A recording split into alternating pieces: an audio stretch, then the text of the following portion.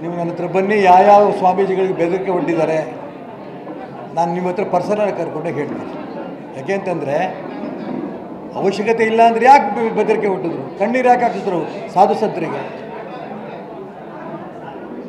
ಶಿವಮೊಗ್ಗ ನಗರದಲ್ಲಿರುವಂಥ ಅನೇಕ ಕಾರ್ಯಕರ್ತರಿಗೆ ಮನೆ ಹೋಗ್ತಾರೆ. ಇವತ್ತೊಂದು ಫೋಟೋ ಬಂದಿದೆ, ನೀವು ನೋಡಿರ್ಬೋದು. ರಘುನಾಯ್ಡು ಅಂತ ನಮ್ಮ ಒಳ್ಳೆ ಕಾರ್ಯಕರ್ತ, ಅವ್ರ ಮನೆ ನೆನ್ನೆ ಹೋಗಿದ್ದಾರೆ. ಅವ್ರ ಮನೆಗೆ ಹೋಗಿ ಇಡೀ ಕುಟುಂಬದ ಜೊತೆ ನಿಂತ್ಕೊಂಡು ಫೋಟೋ ತಗೊಂಡಿದ್ದಾರೆ. ಏನು ಆ ಫೋಟೋ ಪೇಪರಲ್ಲಿ ಬಂದಿದೆ.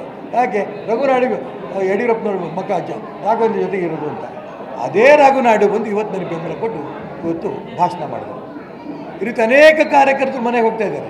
ನಿನಗೆ ಕಾರ್ಪೊರೇಟರ್ ಮಾಡ್ತೀವಿ, ಒಂದು ವಾರ್ಡಿಗೆ ಒಂದೇ ಸೀಟ್ ಅಲ್ವಾ, 10 ಜನಕ್ಕೆ ಹೇಳ್ತಾರೆ ನಿಂಗೆ ಕಾರ್ಪೊರೇಟರ್ ಮಾಡ್ತೀವಿ ನನ್ನ ಜೊತೆ ಬಾ. ಇಷ್ಟು ಸುಳ್ಳು. ಈಗ ನನ್ನ ಮಗನಿಗೆ MP ಮಾಡ್ತೀನಿ, ಹಾವೇರಿಯಿಂದ ಟಿಕೆಟ್ ಕೊಡ್ತೀನಿ, ಗೆಲ್ಲಿಸ್ತೀನಿ, ಅದೊಂದು ಸುಳ್ಳೆ. ಇಂಥ ಸುಳ್ಳು ಎಲ್ಲ ಕಡೆನೂ ಹೇಳ್ತೀನಿ. ನಿಂಗೆ MLC ಮಾಡ್ತೀವಿ ಅಂತ 10 ಜನಕ್ಕೆ ಹೇಳ್ತಾರೆ, ನಿನ್ನ ಬೋರ್ಡ್ ಚೇರ್ಮನ್ ಮಾಡ್ತೀನಿ ಅಂತ 10 ಜನಕ್ಕೆ ಹೇಳ್ತಾರೆ. ಹೀಗೆ ಸುಳ್ಳಿನ ಸರದಾರ ಯಡಿಯೂರಪ್ಪನವರು.